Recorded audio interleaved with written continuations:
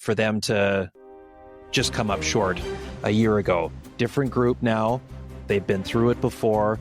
The mindset, the attitude, the tone of everything for them from the outset, once they started rolling again against LA in round one, has been completely different from 1 year ago.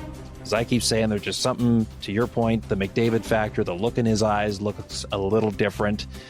Someone who has been a killer from the beginning and now is so close to getting this thing over the finish line for good. And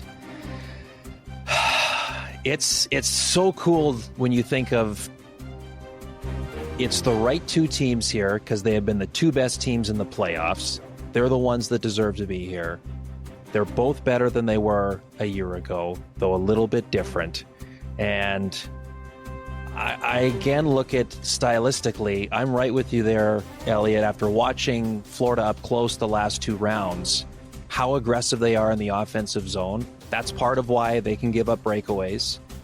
And if Edmonton can't find a way to break through that and get out of their zone efficiently enough times, that's where you see the accumulation effect. Like what Paul Maurice, the great line from the Amazon series of pound their D because in game 7 they'll have nothing left. If they're not able to break through that, that's where that starts to come into the play, because those guys are so good at rolling around in the offensive zone. It's one of the neat things about watching at ice level at this time of year, where they're not even looking when the puck comes to them, and it's either funneled back down the boards, it's bumped to the middle of the ice. They know where the next guy is going to be. And of course, that's a sign of a team that can grab a championship. So it's great. It's got 7 games again written all over it, though I imagine we'll get there in a much different way than 1 year ago. But man, it's tough. Who are you picking? I'm leaning Edmonton right now again too, because I think I mentioned on the podcast, but in talking to Stuart Skinner last year, his big thing was, if Game 7's in our building last year, we think it's a different outcome. We really like our chances. And the fact that the series starts here in Edmonton, if it goes as far as 7, it'll be here in Edmonton. I know nowadays home ice advantage isn't the same as it once was. I think it's going to matter here this year. This is a true home ice advantage. It's a true home ice advantage. This is not an inexpensive building to get into, but it's not a dead crowd. Everybody's wearing a jersey. It's lively in here. It is a true home ice advantage. A real credit to the fans of Edmonton.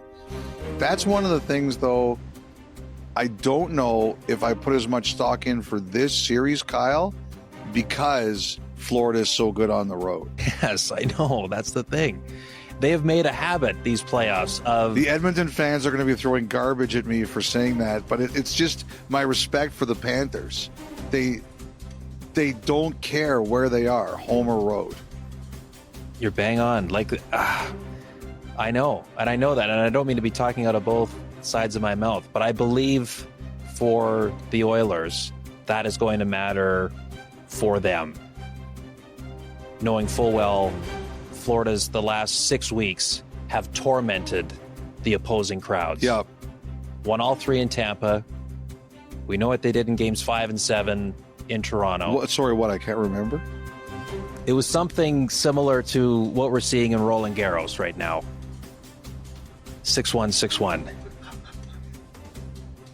And then Carolina. They go in there and won all 3 games in that building, including the one to end the series. So this is what they've done all playoffs. But with the way the Oilers play in this building, I think it could have a factor. Travel, of course, too. Edmonton's doing one less trip. You know what? That's a good point. I can't wait. A couple things before we start, though. You and Amber and Bieksa were trashing me because of the Draisaitl vote. Yeah. So if you're not familiar with this, I did an interview before the playoffs with Draisaitl, and he said that I asked him about winning the Selke this year, and he said that would mean more to him than any other individual award. So I voted him. I put him first on my Selke ballot, and it turned out I was the only person to do it. And then So I talked about it on radio, and I guess one of the Oilers blogs wrote about it. And I had a player text me and say, "Hey, I want to win the Hart Trophy next year." Yeah, that's good. That's what I said, right? Anyone out there, if you want to win an award, just let Elliot know how much it would mean to you. I'll say this. The best text I got was from another media member, and he says, "I really wanted to trash you for this, but the playoffs has shown that Draisaitl is actually a very legitimate vote." No, I mean, honestly, the biggest surprise was that you were the only one. I would have thought there would have been at least a Leon handful. should talk to us, should lobby more. Like he should hire a lobbyist. That's right. There's a whole campaign that's launched in Because early evidently March. we're just easily bought. I also want to shout out, I think the Brad Marchand interview that we did is running before Game 1 Wednesday night. Man, is he is in elite form right now. Yes. Elite form. Everything's coming up 63. Everything is coming up 63. He's just fantastic in this interview. And then there's one thing I want to tie up, or we want to tie up from a previous pod, and we want some audience participation. Okay, we're going to get to that now? Yeah, let's do All that right, now. so this will be the final thought, which is brought to you by GMC. So a couple of episodes ago, we got an anonymous voicemail, okay? And we were convinced, after first hearing it, that it was the doings of David Amber. If you don't forget, if perhaps you missed that episode, we'll run that voicemail back for you right here, Dom. Roll it. Hello, Dom, Kyle, and Elliot. This is Anonymous. I have a question. You often mention how your colleague and, I suppose, friend, David Amber, is so high maintenance. What exactly is it that makes him so high maintenance? What does he do? And are you trying to tell me that you're not high maintenance, Elliot?